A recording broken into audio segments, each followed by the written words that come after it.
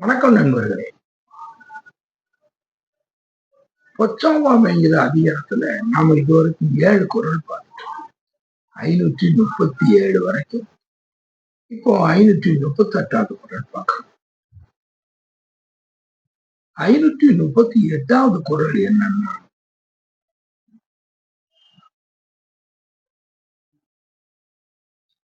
புகழ்ந்தவை போற்றி செயல் வேண்டும்.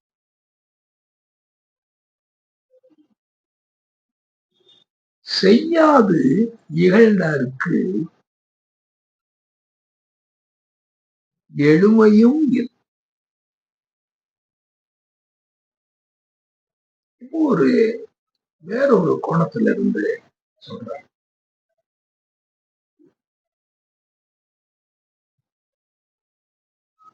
வாழ்க்கையில நம்ம செய்யக்கூடிய செயல்கள் என்ன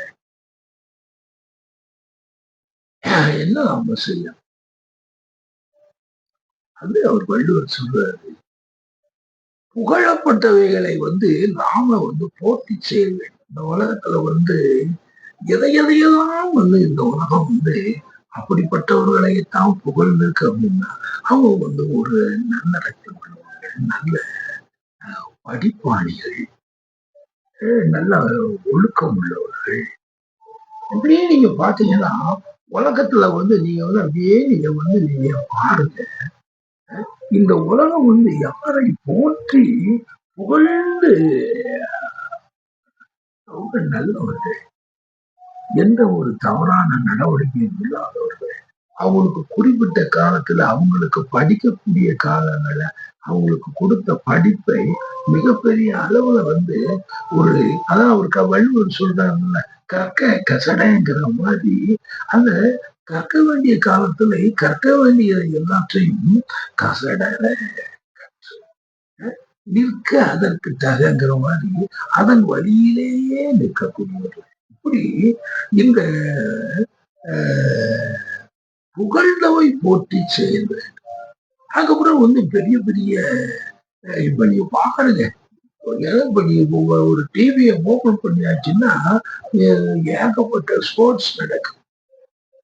அதுகள்ல பெரிய பெரிய பரிசுகள் ஜெயிச்சு எடுத்துட்டு போறாங்க.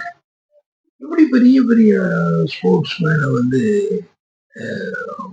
போற்றுறாங்க. பெரிய இசை மாடல், பெரிய அந்த பாடகர்கள், பெரிய சினிமா ஆக்டர்ஸ். இப்படி பாத்தீங்கன்னா உலகத்துல புகழ்ந்தவை புகழப்பட்டவர்கள் புகழ்ந்து கொண்டிருப்பவர்கள்லாம் என்னன்னா அவ்வளவும் அதுகள்ல நாம ஒரு கவனம் செலுத்தி அந்த புகழுக்கு உரியதாக வரணும். புகழ் புகழ்ந்தவை போற்றி சேரும். இதை ஒண்ணுமே நாம ஒரு காலத்துல நாம செய்ய விட்டுறக்கூடாதுங்க. எதுலையாவது ஒண்ணு மக்கள் மத்தியில் எதோ புகழ்றாங்க, எவ்வளவோ புகழ்ந்தவை இருந்துச்சு. நானும் டைம்ல அந்த புகழ்ந்தவைகள்ல இதை அடையணும் அப்படின்னு நான் சில இதுல நான் நினைக்கிறேன். ஆனா புகழ்ந்தவை போற்றி செயல்படல. அதனால என்ன ஆகுதுன்னா, செய்யாம விட்டுட்டாலும் கூட படாது, செய்யாது இகழ்ந்தாருக்கு பெரிய இதாகும். இப்ப தமிழ்நாட்டிலேயே நம்ம SSLCல ஒரு முதல் மார்க் வாங்கி என்ன கிளிய போகுது இப்படிலாம் நம்ம சில பிள்ளைகள் பேசும். ஆமா, பெரியவங்க எல்லா கலெக்டரா வந்துதான் என்ன ஆகிட போகுது. அப்படியெல்லாம் அதாவது செய்யாம நீ எப்படியோ போயிட்டனாலும் இகழக்கூடாது. அது அந்த செய்யாது இகழ்ந்தாருக்கு என்ன ஆகும்னா, எழுமையும் உன்னுடைய 7 பிறவிகள் அப்படின்னு சொல்லியாச்சுன்னா உனக்கு பின்னாலே வரக்கூடிய 7 தலைமுறைகள் மேல போக முடியாதுப்பா. எவனும் போக முடியாது, தப்ப முடியாது. இந்த ஒரு தலைமுறைக்கு வந்த இந்த குணமானது அப்படியே உங்களுடைய ஜீன்ஸ் வழியாக எல்லாருக்கும் வந்து ஒரு 7 தலைமுறைக்காரங்க அப்படியே தான். இவன் நினைக்கிற மாதிரி வந்து 7 பிறவி பிறந்து வர்ற மாதிரின்னு சொல்லிலாம் சொல்லிட்டு போயிட்டாங்க பொருளை.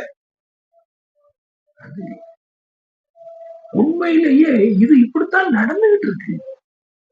7 ஜென்மங்கள், 7 வந்து பிறவிகள்.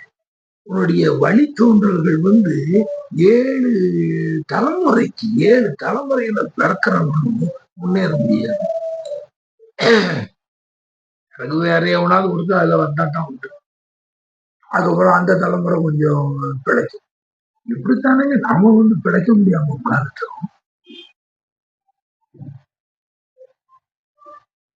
ஆக இதுல வந்து அந்த புகழ்ந்தவை போற்றிச்சு.